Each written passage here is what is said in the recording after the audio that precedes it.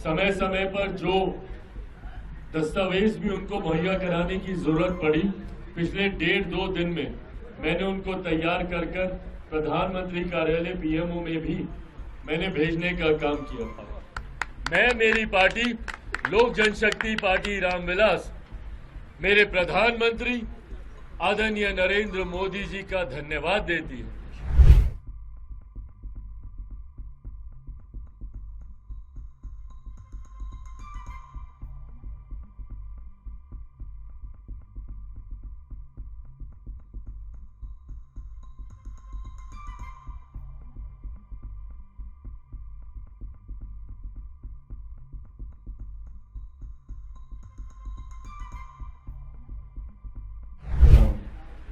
जैसे ही ये lateral entry वाला मामला हम लोग के संज्ञान में आया, उसी वक्त से मैंने लगातार अलग अलग जगहों पे कंसर्न अथॉरिटीज के सामने मैंने अपने इस विषय को रखा।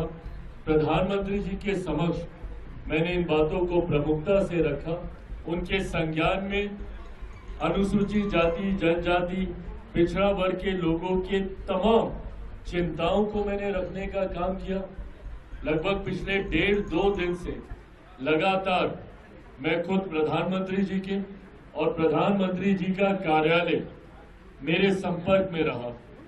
उन्होंने इस विषय से जुड़े हुए हर बिंदु पर मुझसे चर्चा करने का उन्होंने काम किया।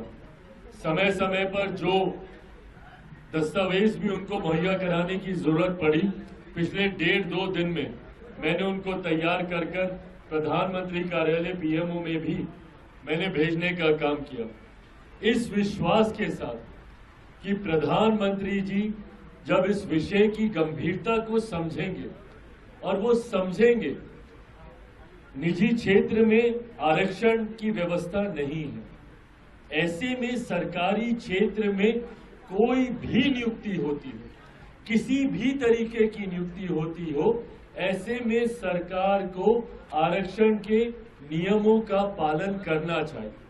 ये मांग लोक जनशक्ति पार्टी रामविलास की रही है हमेशा से। विपक्ष जो आज की तारीख में इसको लेकर हो हंगामा खड़ा करने का कार्य कर रहा है, ये प्रेसिडेंट्स भी विपक्ष की सरकारों के दौरान ही खड़े किए गए हैं। इन्हीं लोगों ने कई ऐसी नियुक्तियां की हैं, भले आवाज वैसे भी आ ही रही होगी, भले वो कांग्रेस की सरकार हो या कांग्रेस के नेतृत्व में अलग अलग समय में बनी गठबंधन की सरकारें हों। इससे पूर्ण भी कई ऐसे उदाहरण रहे हैं जहां पे लेटरल नियुक्तियां की गई हैं, जिसके तहत डायरेक्ट उन पदों पर बिना आरक्षण के प्रावधानों का ध्यान रखे हुए नियुक्तियां कराई गई हैं।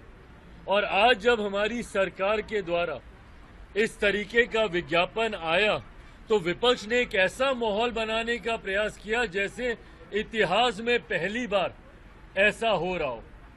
पहले हुआ इसलिए ये हो रहा है, सही है, मैं इसका भी पक्षधर नहीं हूं, इसीलिए मैंने इसके खिलाफ भी अपनी बातों को रखा।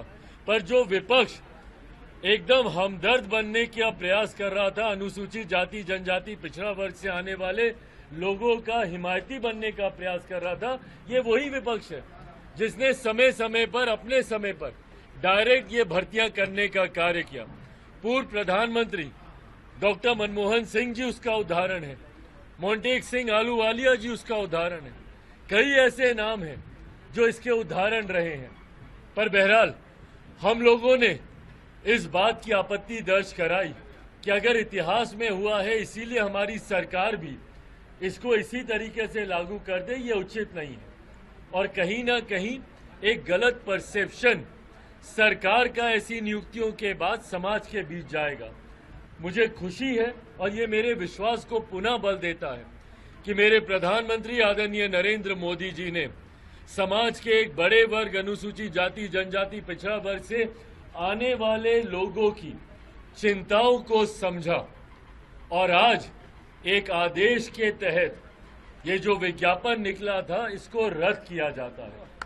मैं, मेरी पार्टी लोक जनशक्ति पार्टी रामविलास, मेरे प्रधानमंत्री आदरणीय नरेंद्र मोदी जी का धन्यवाद देती है और मैं समाज की तरफ से अनुसूचित जाति जनजाति पिछड़ा वर्ग से आने वाले लोगों की तरफ से भी मेरे प्रधानमंत्री आदरणीय नरेंद्र मोदी जी का मैं धन्यवाद करता हूं कि उन्होंने एक बड़े वर्ग की चिंता को सम्मान देने का काम किया और जो ये नियुक्ति निकाली थी उसको रद्द करके पुनः उन्होंने इस समाज का विश्वास जीतने का काम किया।